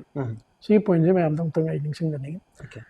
चटप ngam मैम से लेरी चटक ngam मैम से सिदा लायेंग गा मोइ फरगा हिंगिमले से मजो मैम खनबी गदा दुगा चटपगी कनो से मपान चला लायेंग बजी आईगी पर्सनल मोड दी दरकार लाइगदी चपियो सिदा फैसिलिटी लेत्रे अदुना मपान चलसी हाइबदो चपियो सिदा फैसिलिटी लेरगदी मफम सिदा यारी का येंगदना लॉन्ग रन दा लाक्चर कने अदुगा पूरा मपान चटपसी 100% थिंग बदी सुना यारो नेचुरल कोर्स ने पृथ्वी मफम खुदे मुदा चलबले ओके एग्जांपल अमोना अखोइना दी गुवाहाटी से हम पामना चनै गुवाहाटी चटपै मरम जिन नाई घाट नहीं योबो ngami गुवाहाटी की लेरिबा मी पॉपुलेशन से अखोइगा हाइफेट मानरप तोरगा याम होमली होय अदगी मणिपुर की मी मयाम द थबक तोग ले हॉस्पिटल सिंदा यामना लैंग्वेज की करी की प्रॉब्लम लेते दगी अफबा डॉक्टर सिंह असम के डॉक्टर सिंह मयाम ले सी फैक्टर से लोई जानेंगे at the same time Assam the लेबा मी न देबो गुवाहाटी दे बुलाएंगे रा बेलोर चसे दिल्ली चसे न चप मयाम से लेरिबा समीज मयाम ऑब्वियसली अदुमाय तौदना कलकत्ता सिसु हेल्थ दी हाइपेट एडवांस वेब मफम ले कॉलेज में हम ले हॉस्पिटल चो हम ले कलकत्ता की पेशेंट मयाम हम भेलोर लाएगी भेलोर द सोमनब जिक चपी मतम दा इवन दुकान द बेंगोली स्क्रिप्ट नहीं दुकान में हम ले ट्रेन अमा बिग थना मैं कोलकाता दगी चली अना में हम भेलोर ता लायंग मुंबई दसु तुम चली मुंबई कांगबु सन न्यूयॉर्क चले फैसिलिटी लेतबा मैं खरा दम यावरी अदु सिंदो दम चपियो अदु नतबा सिदा लेरगदी चटपदा याम हेना काना लेते ना ये पर्सनल ओपिनियन ने मतम नु दैदा चटपा है सी पैसा दूधी अफोर्ड तो हमने चला बनी को अदु की दी पल्ले रोशा सेंडुमा लेरेन चला बनी अना बदुगी सवारी अनी हम चले मोही की ऑफिस काबो और सुमाई सुती लोड चलते हैं मैन आवर लॉस ने वहाँ पाइप थवक चिंतु तो रोई दोने सुती लोड में सक्राम ने आधे चला का थेंग नबो कुदों सादा में हम ले लैंग्वेज की प्रॉब्लम एकोमोडेशन प्रॉब्लम अदेगी काले अंदर से पता सामंदना लेबा हिना तो प्रॉब्लम नाई बगी प्रॉब्लम बॉम्बे दा तथा तो चली बना सिंह सी एक सक्र का नोंगाला तो ये बनाते मैं योरगा ओपीडी से अयु की पुंग मापन नहीं ना नोंगावरम पुंग मरी भाग ले पकड़ लाइंग में हम योरी अगी हैक सीधा थवक तो बस ताप बॉम्बे दा चट की भी योरी तो अइना पर्सनली कदो भी बॉम्बे चते ना सीधे से ये में आने से तादा ना तुम चके चले आधा रिपोर्ट से ये नले कैंसर हॉस्पिटल नहीं कैंसर नहीं पेशेंट से सिद्धगी पूही बस स्लाइड से मैं रिव्यू तो बाय ना मोहन ये गया रिव्यू तो बस मित्रे नहीं चाहिए 7 days से मैं भरा दले रगा गाइड ने द रिपोर्ट से लाए ना रिपोर्ट से पूरा का ओपीडी तमा से क्यों लेते नहीं अयु की पुंग मापन दले पिनुं द्वारम पुंग मरी दी ये डॉक्टर जो ना मिन मंगा तरह खप मतम पी okay now you can come after 1 month you can wait अदुदर लोरे थाम ले लाओ बोलो एडवाइस पीरियड में मैं थोले मैं मरी नहीं चल जना बदुगा अटेंडेंट अहुम बॉम्बे तन पाए नहीं टू एंड फ्रो अदुदा चली बा खरसा देगी काइथोई बा मतम आदर ले रुडी बा मतम थेंगनरी बा खोंगचादा मैम से सी मैम से जो count to be the okay sir obviously interview ji khali sangdokre adu su khara hangorage sa khalle I have only 2 questions and before that sir the rapid fire gum bai tare question just one word ki one sentence ki question ki hangjage sir yam chambani ekhoi sum khangjani man sir kam be yanjang na yam pam na chai sa kangsoi na phai pam ko adu ga sa sanga gum di pam bi da sanga khara char me do jiksi no is gout Kharag तो ये गाँव के खरग तो ये तो ना इसे जो यम अरी वे हिंदी से ना यम मणिपुरी सुधम फिल्म से साना खर तागन बे सिंगर से कना की वैसा यम स्पेसिफिक वे सिंगर लेते हैं यानी हिंदी अरी बे सिंग से यम बताए अदो साना पाम इसे यमनी दिन मम्मी को दिया मिंग पन म्यूजिक इसे ये कनो मणिपुरी तो ये इन पहाड़ी की अरी बे सिंग से बताए सजीब के संजी के ले इसे नंगदे जमीन ऐसे ही हम मानते ओके आई ने सही सकते में ऐसे ही नहीं खांगते आई ना रिम्स की हॉस्टल डले रही था बाथरूम दे सही सकते से कि नोना मपाने के दौर के अन लौरी आई ने सही नहीं सकता सही नहीं खांगता ऐसा केला बस समझी के ले रहा है कपा में सब केला बस समझी के ले रहा नहीं निंगसिंग ले मेरा के था ओके अदे इसे यम क्लासिक सॉन्ग मणिपुरी में आवे दिस आता भी ऐसा तो सारा कोई भी हम पाम फम दिखम दो ऐसा कोई बस ये लम्बी चली तो याम स्पेसिफिक सी यंगिंग है लेते याम बंद चिंग गुम्बा करेंगे मज़े ना क्या करना इंटरेस्ट लेते करना कोई चिंग लम्बी ले भी ना समुद्र गुम्बा देगी खरा है ना एडवांस होगा कंट्री से मोई के चौकट पे चिंग मतलब तब ना वो यंग ना वो साइड ना साइड मिस आउट तो होगा अदुगा याम ना शू याम चाउना मिस आउट तो होगा तो वो पॉइंट हम खत से ऐसी दमे का चाहोगे सा एक मैडम से मैडम की वारी से शुंगा और होद्रे है दारेंगे साइड से अदु याम अचौबा बिग पार्ट अपने सा अदु मैडम की साना क्वाइट पामजबा हाइतारे मैडम दगी एसी में दे क्वाइट पामी हाइबा अमा लेरगा दिस कई है मैडम की से कनोने मा याम लो प्रोफाइल ले ये वेब से याम लो प्रोफाइल ने अइंगोंडा याम कना कमेंट तक दे सी तौदोनी सी तौरोदोनी हाइबगी केम लेते अइना सीमा तौगे हाइबदा माना नो तौगनो हाइबसे लेते अदु याम कोऑपरेटिव दे दमोय अइना आई सी तौरगे हाइबदा yes why right no why right okay happy can other green signal them people adana yamna very supportive music phaugi di supportive oy na so masa changjal lakna aina toribe activity to yaksha madi tawte background le ga moral support people adumana aduga sanga sagi masi bawa ma se koi ge ni sida activity da function da bawa yam kan activity yaw laga so ka da phamaga dum तौरी में हम तो खरीये में okay अदुग sir the क्वाइटगी chown influence तौखिबा मी से sir हक्थिंग न लोइना बो ओइरो नत्रगना iconic figure म ओइबो ओइरो कना ओइदिस iconic ते मी कनो खरा निंगसिंग जै हुजु जे करेंटली मजे लोइना लिविंग कनो आतनी इंडिया की हर दी कोइना हुजु जे हम कन फॉर दिरु भाई अंबानी की हौरक पगी वारी देन इन्फोसिस की Narayan Murthy ki moi se ai dum macam mai like sing dum pai ai am loi na ba struggle tor ko ngatni moi hor ko moi gi wari se par kan da ko ju struggle to dum ni so the life the success ho gaya the struggle yaw dum ya di have se moi gi history sin dum tak ne moi se ai want to impressed away aduga even Jack Ma the failure fails and then no anything to go thing fail or business come success or ke gazi Jack Ma is the best example mazi even magi cousin amaga hotel gi waiter oige na thabak thab da mazi reject di le my cousin do kan ga adu ngasi di ma he is one of the richest men in the world and life the masi madi where I have like any time it can happen okay sir keep trying okay sure sir gi biography ma natragon autobiography mi ye gadi adu gi maming gi kai woni cha was about the country adu sir da adum hon tawra lay ba sa nixing ba ekogi if there could be any quotations har na high I can khan ba hojik am of the heavy ga adu je ma dagi ni adu kari have sir gi experience ti I know I want to quote am pion hai tar ga di start small keep trying consistently and grow surely okay amazing beautiful sir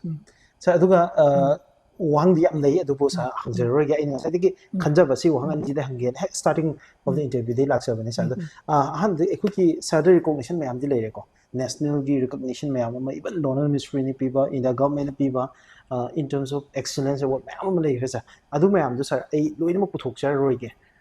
aikoina manipur me am ni am harauja ba su am pamjaba even sir profile se koini yeng ko matam da su aikoida jam chawna chawthok sabam pok pa se order of rising sun haidan japan gi award am sir confer to give and especially was India Japan relation see the sana people contribution the Japanese government masak khangboina even heavy work from this masi combine funky award no adu award team moment adu memories can come this award se can only Manipur tourism forum je 2012 the tourism promotion da thawai yaw ba khoi mi tara mari manga pulla da same organization Manipur tourism forum yes sigi tourism forum jina Manipur ki tourism facilities mayam the market torga tourism promote tause na ko decision lo bane si torang matam da Manipur da 1944 45 44 da song na gi ba second world war gi commemoration program ma ko sille sahi khuding ki sahi mari manga sille sigi silak matam da Manipur gi second world war gi fight si side ma da Japanese ni aine ga punna side ma da allied forces ni sida involved to give a group se koi loina invite to mas okay as a Japanese ambassador koi every time I go commemoration you khuding mas invite to adagi British High Commissioner American ambassador moi me am loina koi invite to ga pull up program se sel chai khuding sigi process it or matam da Japanese gi ambassador je koi ambassador ahum ba koi loina yam toina moi ga koi interact to programs de yaw min nai meeting to samin nai sigi matam je da koi discussion num to da Japanese gi second world war ga mari lena ba team lak pa sing je koi na moi da support person to ba in due course moi na su request to ba sma to na museum ma second world war ga mari lena museum ma phal tham se na koi proposal to kan da embassy na phare du dinoi sigi promote to ya ba sponsor koi thibir ke na harga Nippon Foundation si moina thirak pane okay Nippon Foundation na finance to raga embassy na support to raga Manipur government ga khoi ga punna Manipur government jo khoi support to raga kano nambol da maibalo pitching da Impal Peace Museum na adu ubiramani manung changi hai ba museum si asigi si realized over the aina chairman oina asida full time dedicate torga sathagi bne asigi project si am successfully loeraga degi akoina Japanese gi kano si yam hena akoina support torga moi samina gluida embassy na ko igi ming moi nominate to okay adu people de moi Japanese government na people okay adu covid matam da tasan gi okay declaration tawraga maina distribution tawduna function formal function da sinagada ba kano si award si yadadna travel to ba yadadna moi si Ko na mo gi official am la ga impal da ingon the personally singer. Okay. Ada theli ba na sin. Okay. Sige award se oidi What yellow color. yellow colors. Okay. Orange hapjar ge samje. Order of Rising Sun. Order of Gold and silver race. Achievement. Achievement mani sir. Aduga sir aroi with last and final question sir. Aina sir bo observe to bada yam not closely but yam na lapna aina sum observe to bada for a very long time. Sana Manipur the naha entrepreneurship mayam sigi sing any business ama tawjage kaiguma enterprise ama hoge venture ama hoge haiba mayam sida ekoi in terms of morally adigi financially physically in every way sana support tawjai dum ujai sako not adu public ta sana support tawai hadana ai amatang ti udri madu ki recognition ama sana lawbusu ude and adugido bayam gi public domain da sum lei taba but aina overall sum yam lapna yengjaba matamda siam toina aina isa mi myam na wari de pasana mating pa bi rakgi then aina khangjaba tajaba myam su sanle and why do you do that sir akoina horak matamda thengna gi baba bu aina dum ningsang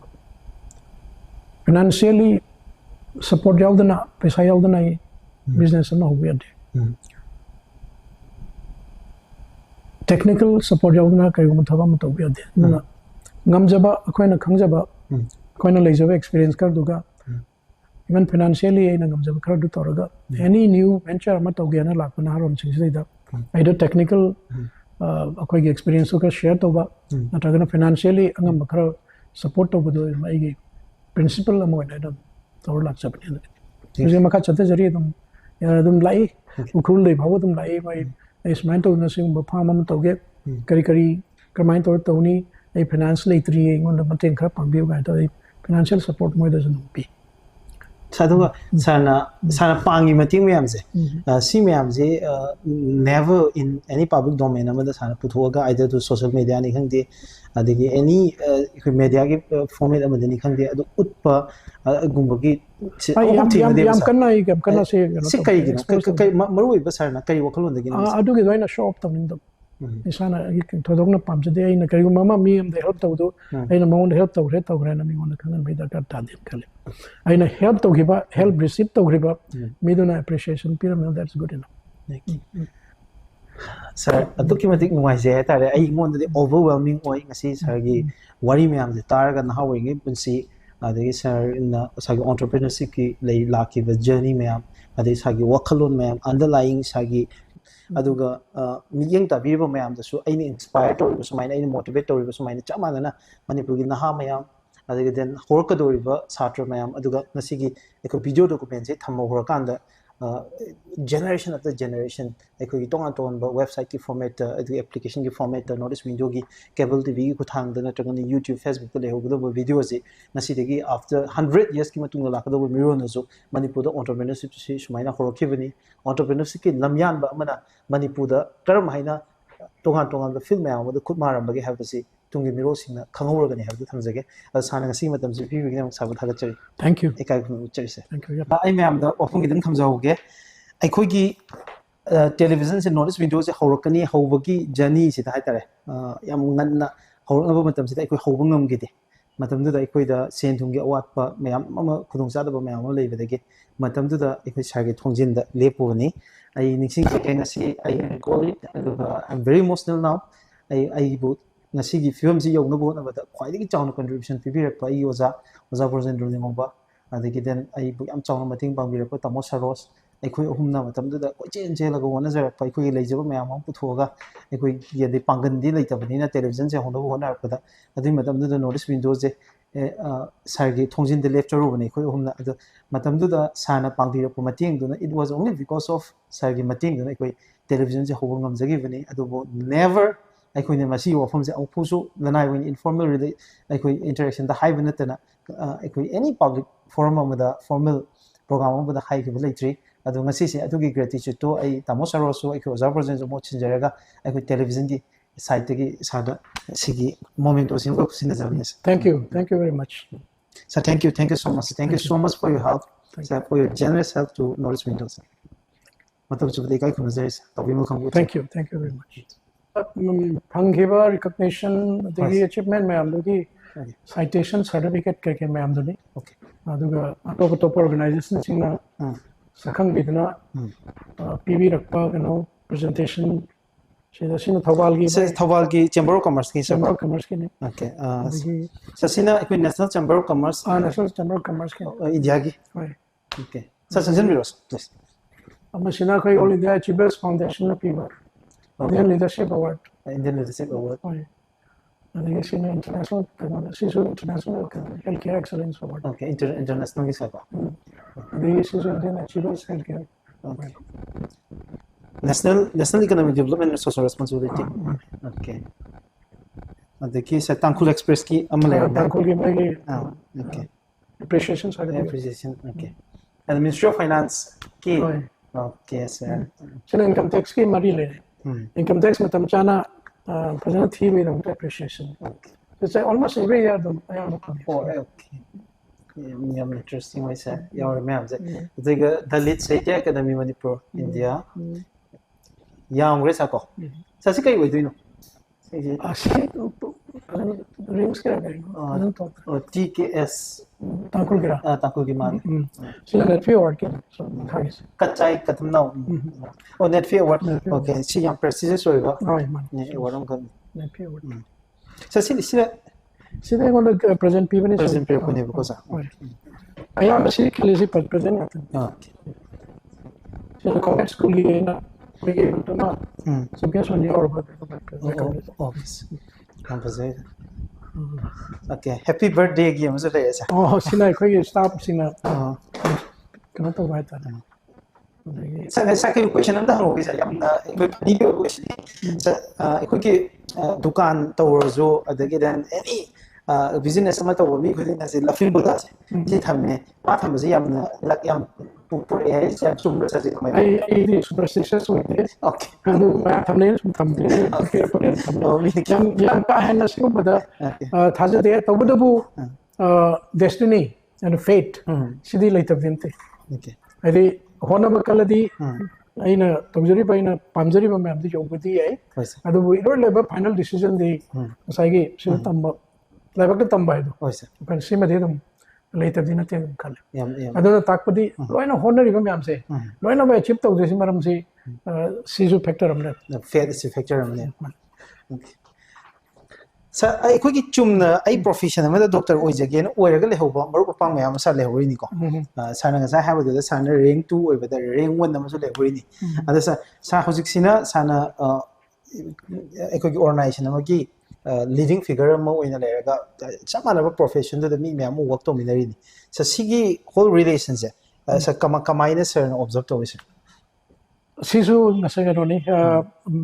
magi pamjabda su lei aina sigi area se pamjadna sum step by step sum changhan ge bani aduga ai ge hojiki ai ge colleague le hori bising to moi jom moi ge area da dum moi ge domain area da no ai na dum pen na dum lai na with satisfaction aina moi de si hele adu to re happy na to moi they are also happy in their own right adu mind looks okay say no adu sa japan gi sing yang gi sa japan gi over to sa ge order of rising sun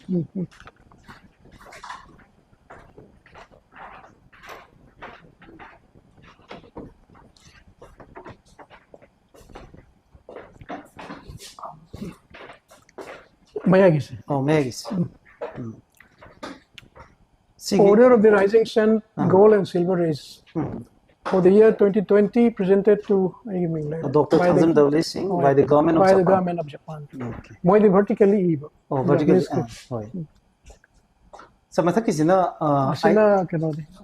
excellence award 2010 da Indian Chamber of Commerce na donor ministry na donor ministry sa sina triple IT ki convocation function the I is board of governors ki member. Okay, triple IT ki sa triple IT like sa sonda le sing se momento so dum mayam na pirak pa memento ngata ni tongan events activities okay. Okay, laughing Buddha si am naire laughing Buddha si mina sa na business present or ni na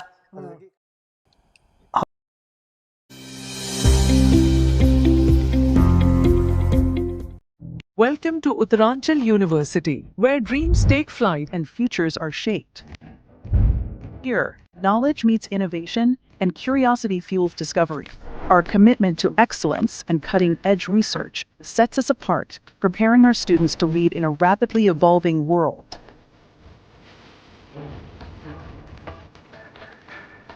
But it's not just about academics. At Uttaranchal University, we believe in nurturing well-rounded individuals.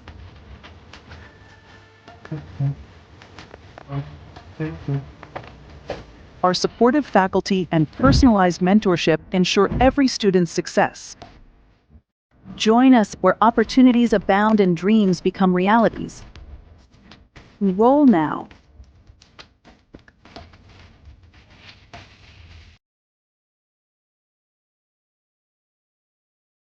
Step into the realm of Assam Downtown University, where we encourage success, experience the pinnacle of academic excellence, and live your best days.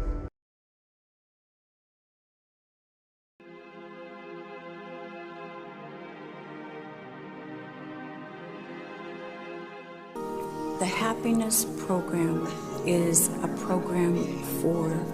success, peace, and strength.